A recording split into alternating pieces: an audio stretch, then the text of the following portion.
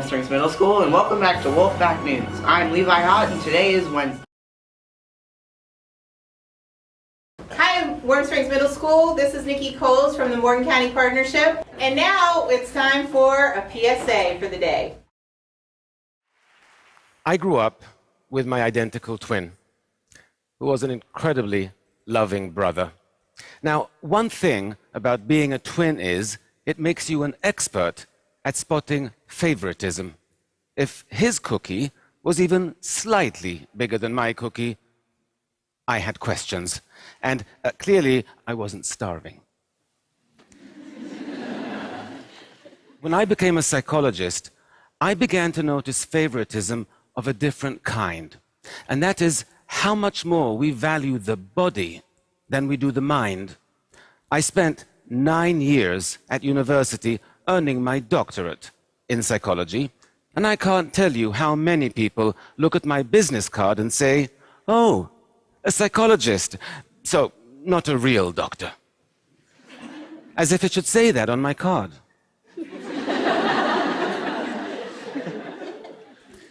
This favoritism, we show the body over the mind. I see it everywhere. I recently was at a friend's house, and their 5-year-old was getting ready for bed. He was standing on a stool by the sink, brushing his teeth, when he slipped and scratched his leg on the stool when he fell. He cried for a minute, but then he got back up, got back on the stool, and reached out for a box of Band-Aids to put one on his cut. Now, this kid could barely tie his shoelaces, but he knew you have to cover a cut so it doesn't become infected, and you have to care for your teeth by brushing twice a day. We all know how to maintain our physical health and how to practice dental hygiene, right? We know it since we were 5 years old.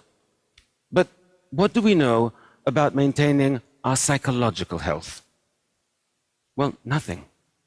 What do we teach our children about emotional hygiene? Nothing. How is it we spend more time taking care of our teeth than we do our minds? Why is it our physical health is so much more important to us than our psychological health? You know, we sustain psychological injuries even more often than we do physical ones, injuries like failure or rejection or loneliness. And they can also get worse if we ignore them, and they can impact our lives in dramatic ways. And yet, even though there are scientifically proven techniques we could use to treat these kinds of psychological injuries, we don't.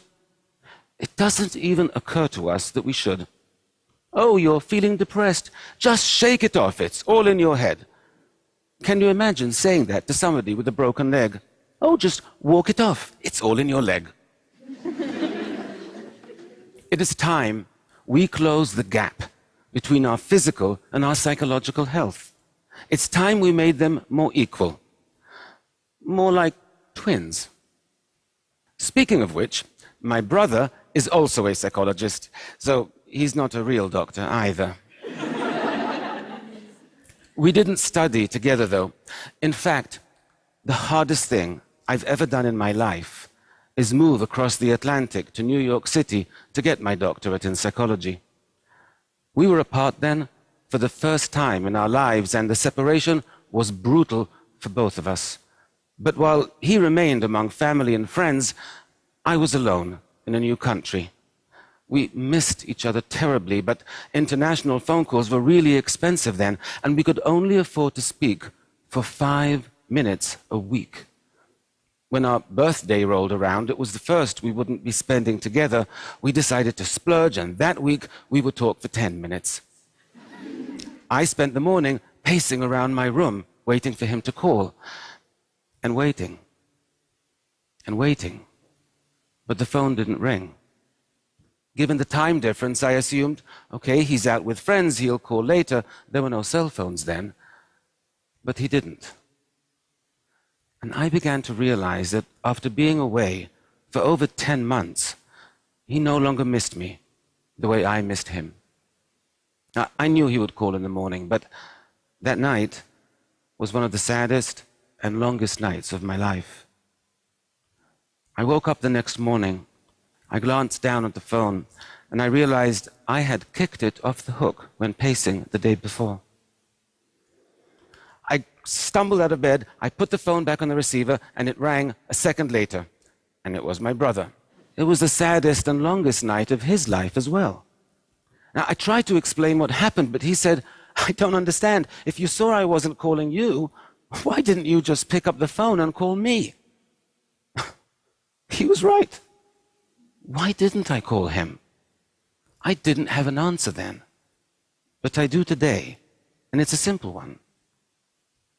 Loneliness. Loneliness creates a deep psychological wound, one that distorts our perceptions and scrambles our thinking. It makes us believe that those around us care much less than they actually do.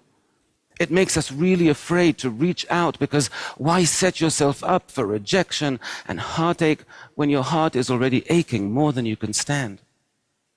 I was in the grips of real loneliness back then, but I was surrounded by people all day, so it never occurred to me.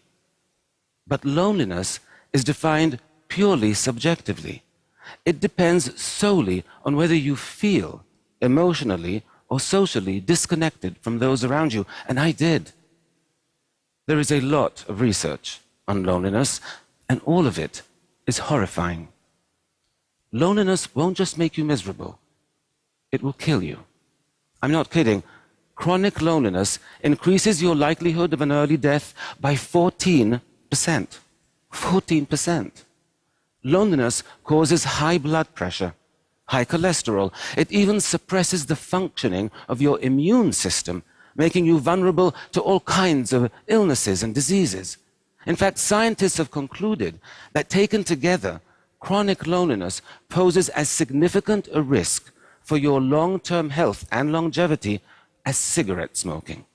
Now, cigarette packs come with warnings saying this could kill you, but loneliness doesn't.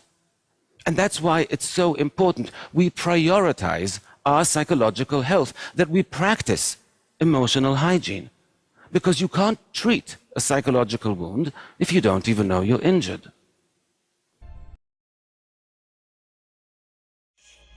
That was great. Thank you for watching WolfPack News. In the meantime, if you have a story to share with us, you can email wolfpacknewschannel@gmail.com.